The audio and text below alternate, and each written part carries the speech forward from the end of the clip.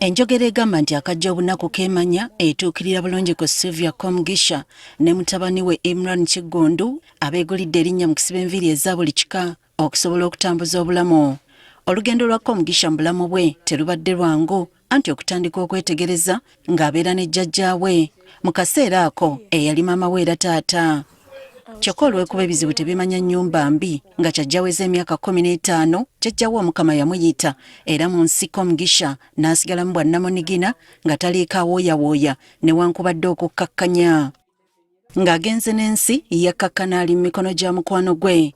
Eno obulamu tebwamubeerera bwangu era okukkakkana ng'afunye eryamugema. Naye kati wennafiirwa jjajja wange ate nefuna olubuto awo wennamanyira nti nina okukola. Oyinza okugamba nti olw'emyaka baamulongoosa era Mukama n'amuwa ezzadde ly'omwana omulenzi bw'atyo n'afuuka maama ku myaka emito ddala. Wano obulamu bweyongerera ddala okukaluba ng'omulimu gw'okusiba enviiri gw'atayinza kunnyonnyola bwe yaguyiga gwe gumubeezaawo ne mutabani we. Osibayo n'ofunayo ogumu ekitundu. Ng'atoba agamba nti azze asanga ebizibu ebiteebereka wabula kyatayinza kwerabira lwe lunaku lwe babasenda buli kimu ekitya ne kigenda. Nakolaakolayo ne nfunayo ku busente. Ne nzigulawo akasaaluuni mu konteyina. Time yatuuka ne bagulawo we nali nakakola. Nali sirina ngeri ya kuggyamu bintu byange nti nfuna we mbitereka, nali sirina wa bitereka. Ne ngamba bigira bibeeramu nga wenjiyeewo bitereka. Nagenda okukola eyo Ematuga, nagenda okudda nga ebintu babitutte. Gye nvudde wa Komugisha bw'omunnyonnyola obudde buziba. Okumumanya namusanga ku mutimbagano bwe nalaba akatambi k'omwana omuto ng'asiba enviiri mu ngeri y'ekintu ekikulu nga yeeyita Imran Kigondu Hairstyles. N'okugamba nti osobola okufunaafunayo ku mirimu TikTok. Okumunoonyaako tumusanze wa Keti Falawe Kawempe. We tubasangidde nga waliwo kasitoma Kigondu gw'agenda okusiba. Mu kukkakkana okwogerako naye tukizudde nti enviiri yaziyigira ku nnyina era bw'atyo azze amuyamba mpola mpola ng'amutereeza wakyamye okutuuka lwakuguse mu kusiba ebika eby'enjawulo. Ngawezezaawo emyaka 6 nasobola okugeegenya emiguwa. Myaka 7 nga ndukirako nammalirayoko ku miguwa. Nandaga akota we bati omuguwa baguluka bwe guti.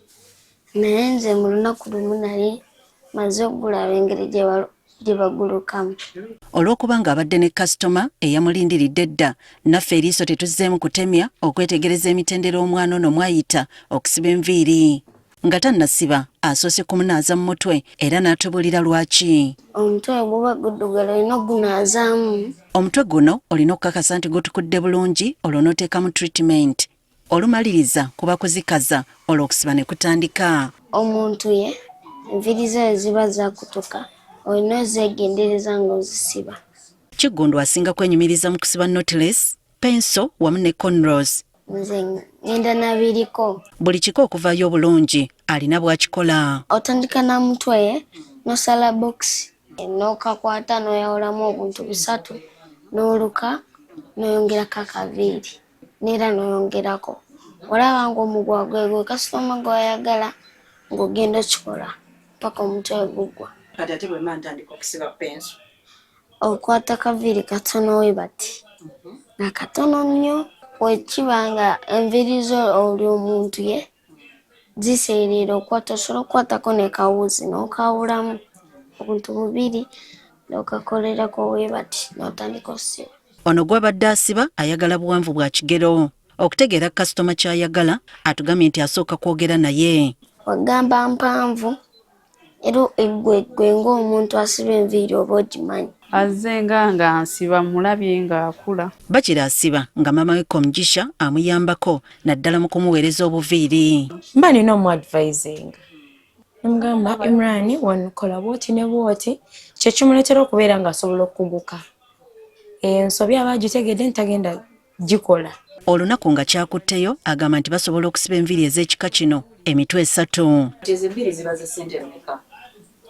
Tuteesa. Mami yabimanyi. Nsibimanyi.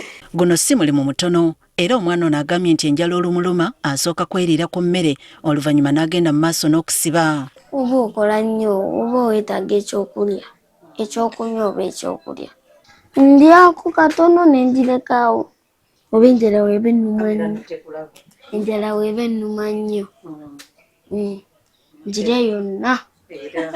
Komugisha agamba nti okulaba omwana we ng'alina omulimu gw'omuto gw'amanyi kimuwa essanyu. Mu biseera by'okusoma ono mu saluuni abeeramu ku wiikendi. Baasaawa 10:30 oba okooye najja ate n'osiba enviiri ate era n'okuddayo waka oba kuwawaaka naye nze nabimanyiira. Kyokka wadde tubasanzemu eno saluuni wabula si yaabwe.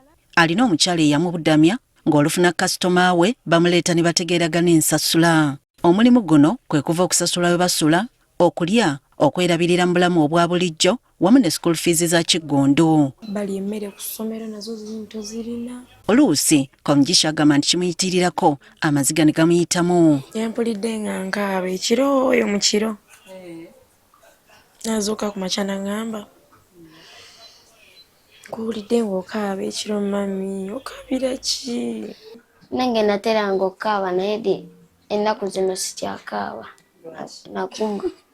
Ekirooto kya Kiggundu kukuguka mu kusiba nviiri akolere maama we birungi omuli n'okumugulira emmotoka kapyata so nga nnyina asaba bugabiriza akole saluuni eyiye n'ennyingiza yeeyongereko. Ngamba singa tufuna saluuni okusobola okujja 10.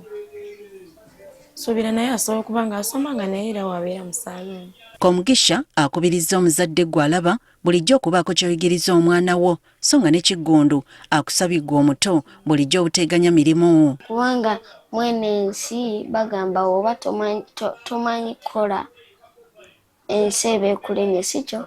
Omulimu gwonna gw'okola gumunyigiremu. Obwedde emboozi ekwajja ng'eno Kiggundu bw'asiba era tezirudde busa kasitoma naggwa. Kusomera omulimu kusoma kusiba nviiri. Olina okubeera ng'omanyi oluzungu. Kasitoma wava eri nga muzungu ng'ayagala mukolako. Era olina kusoma n'otegeera oluzungu n'oyogera naye.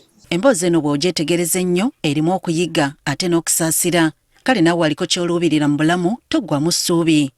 Genda mu maaso oyigirize n'omwana wo tomanya Katonda ky'ategese mu maaso. Banaye bantu bange temuva ku Spark mulabe Spark. Susan Nanyanzi agafeeyo ku Spark TV.